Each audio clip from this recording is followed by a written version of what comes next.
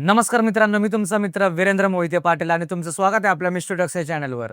तर आजही आपल्याकडे जे पाहुणे आलेले आहेत ते Google फॉर्मच्या मार्फतच आलेले आहेत. तर चला त्यांच्यासोबत घडलेले अनुभव त्यांच्याकडनंच ऐकूयात. नमस्कार सर. नमस्कार. काय आहे आपलं नाव? माझं नाव अरविंद सुकुमार. बरं. आता सध्या काय करता तुम्ही? माझं ट्रॅव्हल आणि कन्सल्टन्सीचा बिझनेस आहे. बरं. आणि मूळ गाव तुमचं? मूळगाव सातारा. सातारा. पुण्यात कधीपासून आहात? पुण्यामध्ये 20 वर्ष झाले. बरं. काय कसे अनुभव घडले? पहिला अनुभवातून सुरुवात कशी होती? सांगायचं तर असे बरेचसे अनुभव आहेत. त्यातला एक महत्त्वाचा किस्सा आहे जो माझ्या मित्रासोबत झाला होता. तुम्ही होते का त्यावेळेस? आम्ही दोघं कॉलेज फ्रेंड्स आहोत. सोबतच शिक्षण घेतलं, वेगवेगळ्या कंपन्यांमध्ये काम केलं.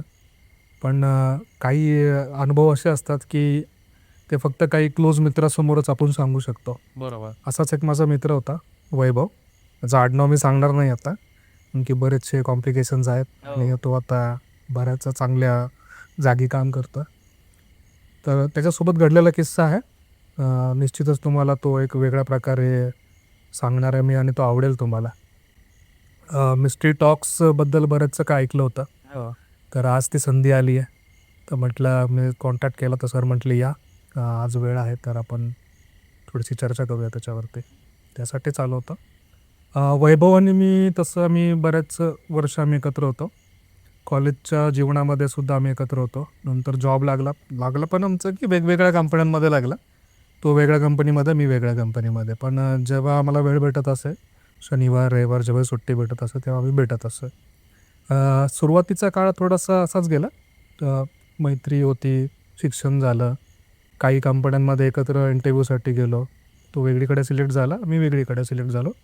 थोडंसं फाटाफूट झाली, पण कनेक्शन असायचं. लग्न जेव्हा झालं तेव्हा पण मी होतो त्याच्यासोबत. माझंही लग्न झालं त्यावेळेस तो माझ्यासोबत होता. त्याच्या अगोदर काही घडामोडी झालेल्या आहेत त्या खूप विचित्र झाल्या होत्या. आणि असं म्हणता येईल की काही माणसं त्याच्याबद्दल जे काही विचार करतात त्याच्याबद्दल त्यांना माहिती पण नाही तो कशातून गेला आहे. अच्छा. आणि आता तो इकडे नाही आहे, तो US असतो. बराच वेळ US असतो तो. त्याचंही लग्न झालं आहे, मुलंसुद्धा आहेत त्याला. तर ही जी घटना आहे, या घटनेला आता सांगता येईल एक 2012, 13, 14 या 3 वर्षामधला हा घटनाक्रम आहे. याच्यामध्ये झालं असं होतं की हा पुण्यातल्या एका चांगल्या कंपनीमध्ये याला जॉब होता, वैभवला. पुण्यातच त्याच्या एवढे स्थायिक होते. मी पण पुण्यातच होतो. मध्यंतरी मी पण मुंबईला होतो. पुणे मुंबई चालू असतं. तसं आमचं भेटणं पण व्हायचंच त्यावेळेस पण. पुण्याला जॉबला होता. पुण्यामधून त्याला एक चांगल्या कंपनीतून मुंबईमध्ये त्याला जॉब मिळाला. तर तो तिकडे शिफ्ट झाला. शिफ्ट झाल्यानंतर आपण म्हणतो ना की एक रूम बघायला लागतो किंवा PG राहतात मुलं. तर बऱ्यापैकी हे एखाद्या इस्टेट एजंटलाच गाठतात. जास्त कोणी हेडेक करून घेत नाही की बाबा चला असंच पाहिजे तसंच पाहिजे. आणि बॅचलर लाईफ असते. तर मुलं मोस्ट प्रोबेबली PGसाठी जातात. पण याचं थोडं वेगळं, याला एकांत लागायचा. बऱ्यापैकी हा कामामध्ये बिझी असायचा म्हणून त्याने स्वतःचा एक वेगळा रूम घेतला होता. रूम अंधेरीमध्ये होता. अपार्टमेंट म्हणतात ना, एक चांगली मोठी बिल्डिंग असते, 15-20 माळे 25 माळे जुनी बिल्डिंग असं, तिथं तो होता. स्टार्टिंगला जेव्हा तो शिफ्ट झाला तिथे मुंबईला, त्यावेळेस माझ्या तो कॉन्टॅक्टमध्ये इतका नव्हता. फोनवरती आमचं बोलणं झालं की बाबा मी झालं, तू कधी आला तर आपण भेटूया. म्हणजे ठीक आहे म्हटलं. मी पण कामामध्ये बिझी असल्यामुळे मी पण त्या संग जास्त काय भेटणं नाही झालं. पण अधूनमधून एक आठवडा 2 आठवड्यातून आमचा फोन व्हायचा. गेल्यानंतरून एक आठवडाभरामध्ये तो परत पुण्याला आला निघून आणि परत एक थोड्या दिवसांनी परत मुंबईला गेला. आणि त्याच्यानंतरून काही दिवसांनी त्यांनी आईवडिलांना बोलवून घेतलं. म्हणजे एक साधारणतः 1 दीड महिन्याच्या स्पॅनमध्ये त्यांनी आईवडिलांना बोलवून घेतलं. तर असं कळलं की असं सहजच बोलवलं असेल. त्यावेळेस पण मला त्याच्या आईवडिलांचा फोन आला, म्हणजे त्याचाच फोन आलेला. आईवडील बोलले माझ्यासोबत की तुम्हाला वेळ असेल तर तुम्ही या एकदा मुंबईला, असं काय आहे, इकडे तो राहतो. मी पण म्हटलं जेव्हा आलो तर मुंबईला मी भेट घेईल तुमची. गेल्यानंतरून आईवडिलांसोबत तो थांबला. आईवडील परत 3-4 दिवसानंतर परत मुंबईला आले. हा एक आठवड्याच्या स्पॅनमध्ये हा एक वेगळा वागत होता. म्हणजे त्याला असं सुधरत नव्हतं की तो काय करतो आहे. काय ठिकाणी त्याला असं वाटायचं की कोणतरी त्याचा पाठलाग करत आहे, म्हणजे कोणतरी त्याच्यासोबत आहे सतत, असं त्याला सतत वाटायचं. आणि तो बऱ्याचशा अशा गोष्टी तो असं भ्रमामध्ये बोलून जायचा. आणि तो फोन पण करायचा, मेसेजसुद्धा करायचा. मला असं वाटायचं की थोडा भाऊ तर बाबा एकटा आहे, आठवण येत असेल म्हणून करत असेल. पण काहीतरी वेगळं घडत होतं. म्हणजे असं घडत होतं की ज्याचं आपण जर मागोवा काढायला गेलो की काय काय घटनाक्रम घडतोय तर तो तुम्हाला मी आता सविस्तर सांगतो काय झालं. त्याला एक असं स्वप्नामध्ये भास व्हायचं की त्यासोबत कोणतरी आहे आणि एक मुलगी असायची त्याच्यासोबत. आणि जेव्हा तो जागा व्हायचा तर त्याला असं वाटायचं की ती मुलगी आता होती समोर, आता गेली कुठे. म्हणजे जेव्हा ऑफिसमध्ये पण जेव्हा तो काम करत असेल आणि मधूनच आपण म्हणतो ना कॉफी ब्रेक घ्यायचा किंवा बरेचशा आय टी कंपनीजमधले मुलं सिगरेट वगैरे पण पितात, तर सुट्टा ब्रेक घ्यायचा किंवा कॉफी घ्यायचा. जेव्हा पण तो कॉफी घ्यायचा आणि ते कॉफीचा सिप घेतल्यानंतरून त्याला ती मुलगी आठवायची. आता समजा आपण दोघं बसलो आहे, तुम्ही मला कॉफी ऑफर केली, मी कॉफीचा एक घोट पिला, तर मला तुम्ही दिसले पाहिजे ना, ती त्याला ती मुलगी दिसायची. आणि तिचं अचानक तिचं रूप भयानक होत जायचं आणि हा घाबराघुबरा व्हायचा, त्याचं हार्ट पाऊंडिंग व्हायचं, ब्लड प्रेशर वाढायचा. याला काही गोळ्या दिल्या होत्या डॉक्टरनी, त्या त्याला खावा लागायच्या, तेव्हा तो नॉर्मल व्हायचा. तर किस्सा झाला असा होता, त्याच्या आईवडिलांचा एकदा मला फोन आला की बाबा तो खूप त्याला थोडंसं मानसिक संतुलन बिघडल्यासारखं झालं, बहुतेक कामाचा स्ट्रेस आहे किंवा काय त्याच्यामुळे होतं की नाही माहिती नाही, जर तू येशील का, आपण त्या संघ जर थोडंसं बोलूया. तर तो मुंबईला शिफ्ट झाल्यानंतरून मी त्याला किमान 1-1.5-2 महिन्यानंतरून भेटलो असेल. त्या पुण्यातल्या घरी मी त्याला भेटलो. त्याच्या आईवडिलांनी थोडं सांगितलं मला की बाबा असं असं तो बोलतो आहे की मुंबईतल्या घरी जेव्हा तो तिथं होता तर शेजारच्याच फ्लॅटमध्ये, अपार्टमेंटमध्ये एक मुलगी त्याला भेटायची. म्हणजे जेव्हा तो कॉफी प्यायला बाल्कनीमध्ये जायचा किंवा स्मोक करायला जायचा, ती मुलगी त्याला भेटायची आणि त्यांच्या गप्पा व्हायच्या. पण आता काय, ती मुलगी त्याला समोर दिसतीये आणि हा जेव्हा चौकशी करतोय ना, तेव्हा त्याला असं सांगण्यात येतं की ती मुलगी नाही आहे आत्ता, म्हणजे ती एक्सपायर झाली आहे. पण ह्याला ती दिसते, त्याच्यामुळे याला असं वाटतं की ती जिवंत आहे. अच्छा. मग हा थोडा घाबराघुबरा झाला आहे की त्याला जेव्हा असा प्रेझेंट टेन्समध्ये येतो ना, तेव्हा त्याला असं वाटतं की सगळं काही ठीक आहे, ती एक्सपायर नाही झालेली. आणि कधी कधी असं व्हायला वाटतं की एक्सपायर झाली, त्याच्यामुळे हा खूप घाबरतो आणि त्याला ते एक्सप्लेन करता येत नाही. म्हणजे आपण म्हणतो ना की मॉडर्न टर्म्समध्ये की हा थोडासा भूत प्रेत वगैरे पिशाच याचा काय प्रकार आहे का. मी पण पहिले तसं काय गोष्टी, मी त्या गोष्टीच्या मार्गी जात नाही कधी नॉर्मली. पण जेव्हा ते गुरुजींना भेटलो, बाकीच्या लोकांसोबत जेव्हा चर्चा केली, तेव्हा असं कळालं थोडंसं की ही जी मुलगी आहे ही तिथे as a PG, as a rent म्हणून तिने घर घेतलं होतं तिथे. आणि हा जेव्हा मुंबईला शिफ्ट झाला होता त्याच्याबरोबर 1 महिन्यापूर्वी ती तिकडे शिफ्ट झाली होती आणि ह्याला शिफ्ट होऊन फक्त 1 आठवडा झाला होता. त्या दरम्यानच यांची मुलाखत झाली होती किंवा मैत्री झाली होती भेट झाली. आणि त्याच्यानंतरून ती नाही आहे. पण हा जेव्हा मुंबईमध्ये जेव्हा ह्याला झोप लागते किंवा हा जेव्हा पुण्याला येतो आहे किंवा ह्याला झोप लागते, तेव्हा ही पूर्णपणे त्याला दिसते. म्हणजे तो एका वेगळ्या डायमेन्शनमध्ये येतो आहे आणि आपण जसं रोजमर्रामध्ये जसं जगतो आहे, जसं मी तुमच्या संगे आता बोलतो आहे, तर आता मी जर समजा झोपलो आणि मी जर असा विचार केला की नाही हा जो काय पॉडकास्ट आहे हा स्वप्नामध्ये झाला आहे, माझी पण तशी दुविधा अवस्था होईल. जे डेझो टाईप. हां, डेजावू टाईप. पण ते इतकं रिअली घडत होतं त्याच्यासोबत की त्याच्या मेंदूमध्ये जे काय रासायनिक क्रिया होतात, ते काय होतं, जे काय होतं त्याच्या संदर्भात आपण सायकॅट्रिस्टकडे पण गेलो. त्याच्यासाठी गोळ्या उपचार पण त्यासाठी चालू केलेलं त्याच्या आईवडिलांनी. ज्यावेळेस ती लेडीज त्याला दिसायची स्वप्नात वगैरे, पण त्यावेळेस तिचं चेहरा वगैरे किंवा ती दिसायला कसं असते, तिचं शरीर दिसायला ती नॉर्मल असायची, पण जसं जसं हा लांब जायचा प्रयत्न करायचा तिच्यापासून, म्हणजे जेव्हा हा झोपेत आहे तेव्हा तो तिच्यासोबत आहे एका वेगळ्या डायमेन्शनमध्ये. म्हणजे जेव्हा हा जागायचा प्रयत्न करतोय तर ती त्याला जागून नव्हतो देत. म्हणजे एक्झॅक्टली काय व्हायचं मग त्यावेळेस? त्याला असं घाबरून टाकायची ती पूर्णपणे. एक वेगळा विद्रूप चेहरा वगैरे दिसेल तिचा, म्हणजे एखादा भूत म्हणतो ना आपण की एक वेगळा चेहरा, वेगळे हात, वेगळं तोंड, एक वेगळाच अटायरमध्ये. तर तिचं नॉर्मली अटायर जेव्हा तो बोलायचा की बाबा ती एका वेगळ्या सूटमध्ये दिसते मला, आणि जेव्हा त्या पंजाबी सूटचा पण रंग चेंज व्हायचा, म्हणजे आता तो तुम्ही बसलाय आणि अचानक तुमचं शर्ट आणि टी शर्टचा रंग चेंज होत चाललाय, तर मी पण घाबरेल. तसं त्याला व्हायचं, पण तो त्या इल्युजनमधून बाहेर येऊ नव्हता शकत.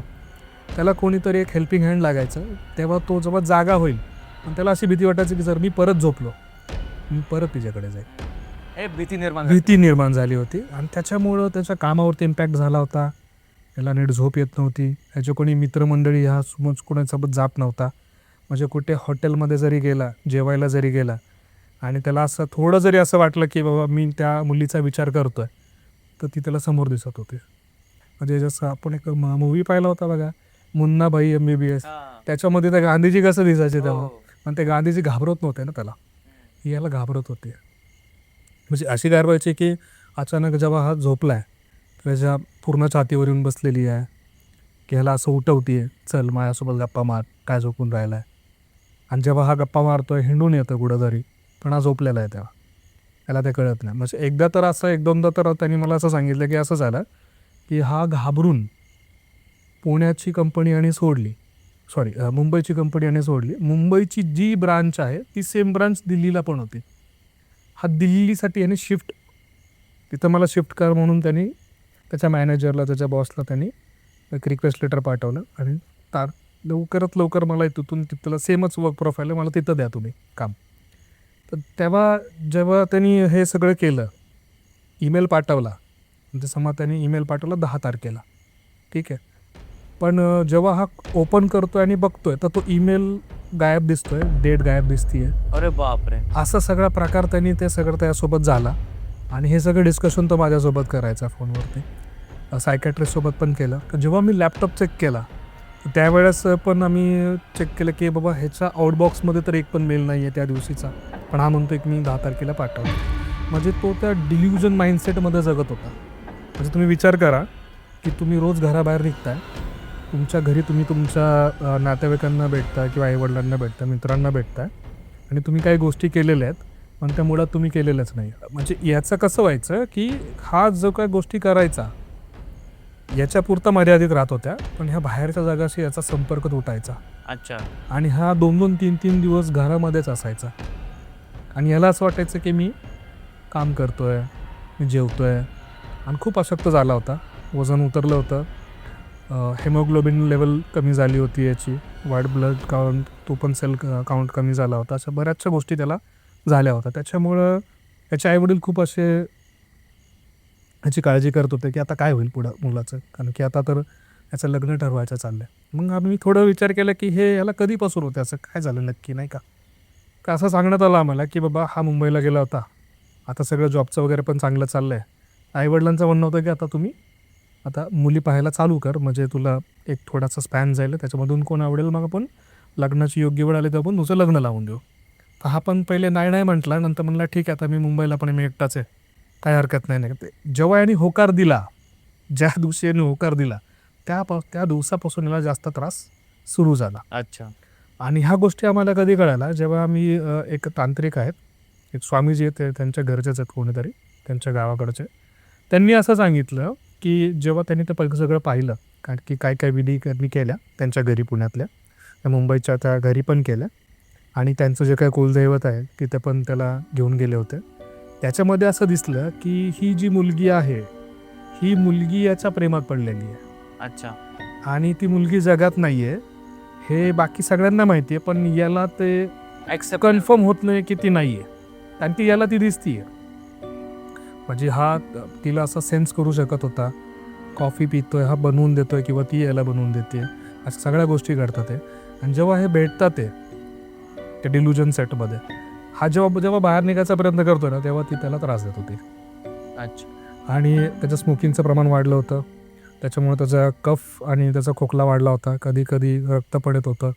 त्या मुलीची पार्श्वभूमी काय होती, ती कुठल्या बॅकग्राऊंड मध्ये होती, किंवा त्या आई वडील वगैरे घर वगैरे कुठं होत्या? आई वडिलांचं तर बाकी असं काय जास्त मला माहिती मिळाली नाही, पण ती मुलगी पण कामानिमित्तच आली होती. फक्त असं होतं की तो ज्या कंपनीत कामाला होता त्याच कंपनीच्या कोणत्या तरी फ्लोअरवरती दुसरी कंपनी होती, तिथं ती मुलगी पण कामाला होती. कारण की ती जर मुली त्याला सारखं दिसत होती आणि त्या मुली जर समजा कॉन्टॅक्ट केला असता तिच्या आई वडिलांना वगैरे, की समजा ही गेलेली आहे, हिला काय मुक्ती वगैरे नसेल भेटली, किंवा हिच्या काहीतरी इच्छा अपूर्ण राहिल्या असेल म्हणून ही त्याला दिसत. हा, मग असं काय झालं होतं, एक संदर्भ आम्हाला असा कळाला की जेव्हा हा कॉफी प्यायला बाहेर जायचा, जे काय स्टार्टिंगच्या 1 आठवड्यामध्ये जे काय यांचं भेटणं झालं त्यावेळेस त्या दोघांचं थोडंसं इंट्रॅक्शन झालं होतं, आणि ही मुलगी त्याला लाईक करत होती आणि ह्याला पण ती थोडीफार अशी आवडत होती. पण जेव्हा ह्याच्या घरच्यांनी जेव्हा ह्याला फोन केला की बाबा आता तू मुलगी बघायला चालू कर वगैरे, त्यावेळेस काय होतं, हा थोडासा ट्रॅव्हलिंग मोडमध्ये होता.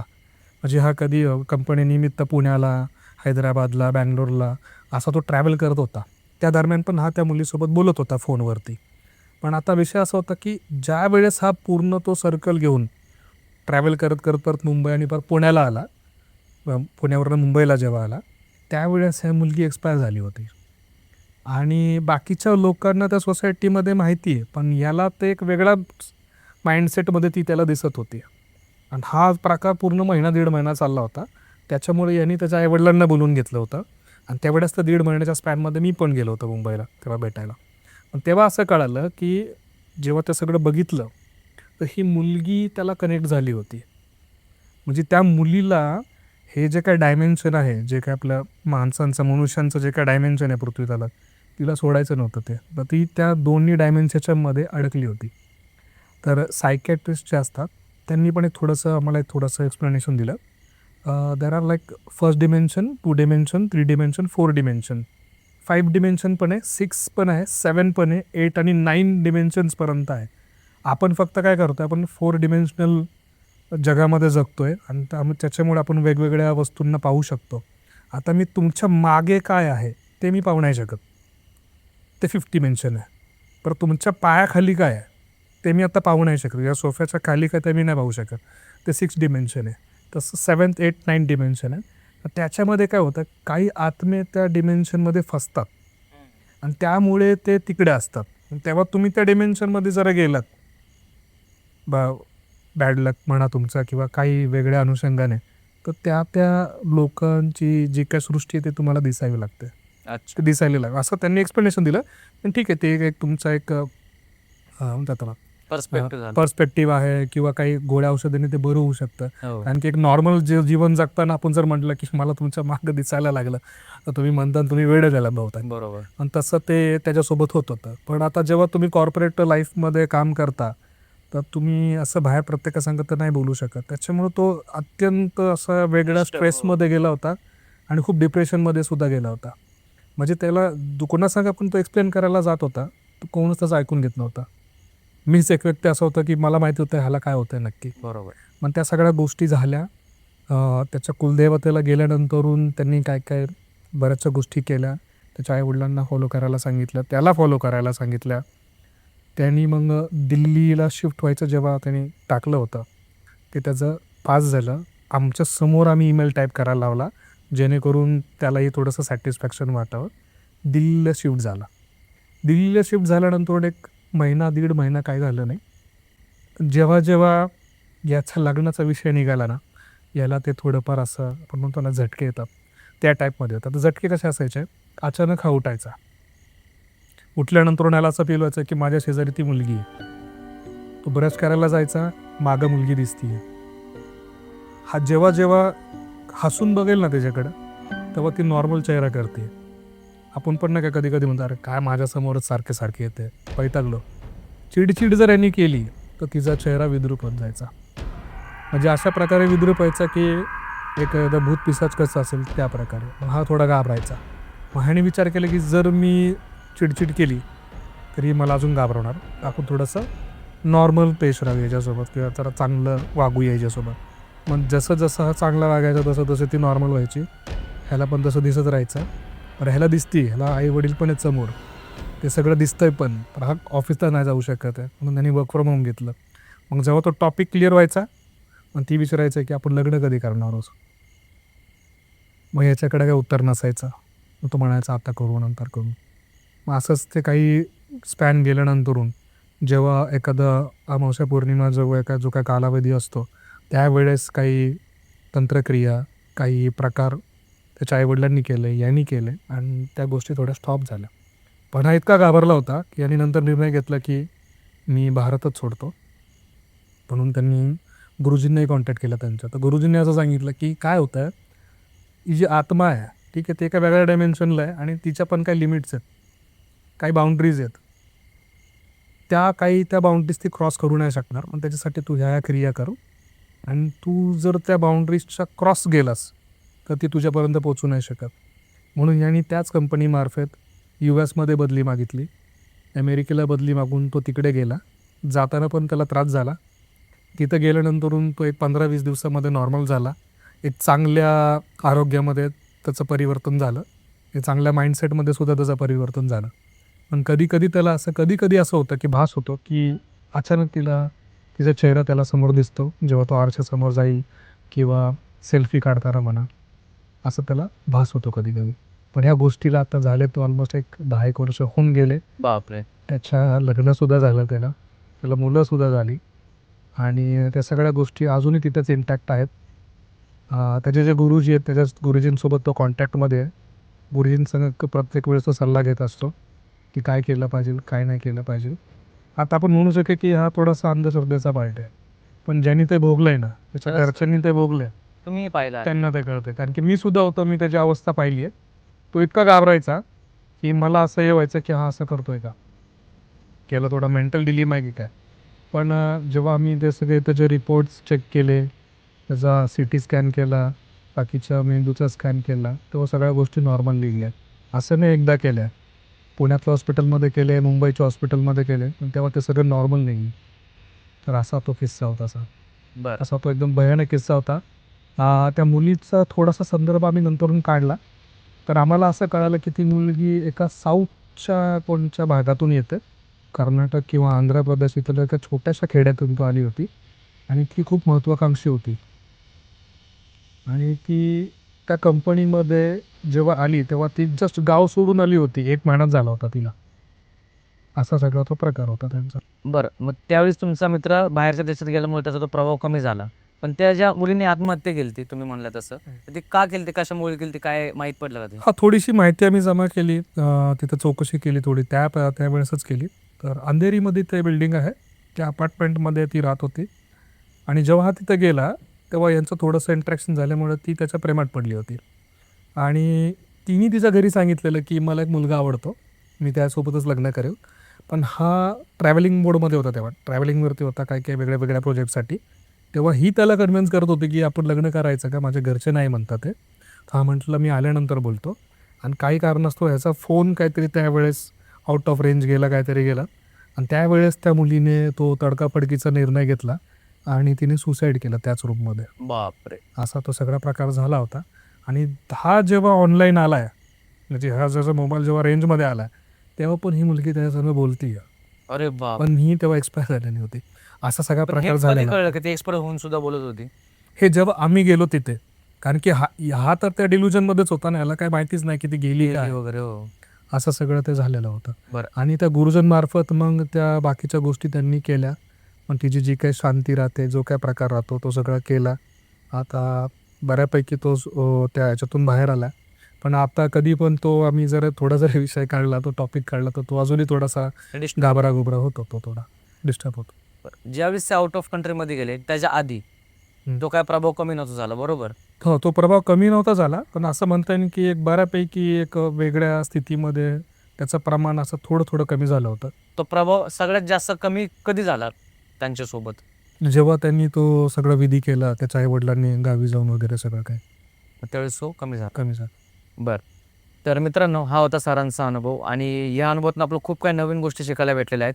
तुम्हालाही काय काय शिकायला भेटलं की आम्हाला कमेंट करून सांगा. आणि सरांसारखंही तुम्हाला आपल्या पॉडकास्टवर यायचं असेल तर गुगल फॉर्मची लिंक दिलेली आहे, ती नक्की भरा. किंवा इंस्टाग्रामची पण लिंक आपल्या डिस्क्रिप्शन बॉक्समध्ये आहे, ती नक्की भरा तुम्ही. त्या लिंकवर जाऊन तुम्ही क्लिक करा आणि तुम्ही आम्हाला तिथून कनेक्ट होऊ शकता. तर मित्रांनो, चला आता आज आपण इकडंच थांबूयात. धन्यवाद.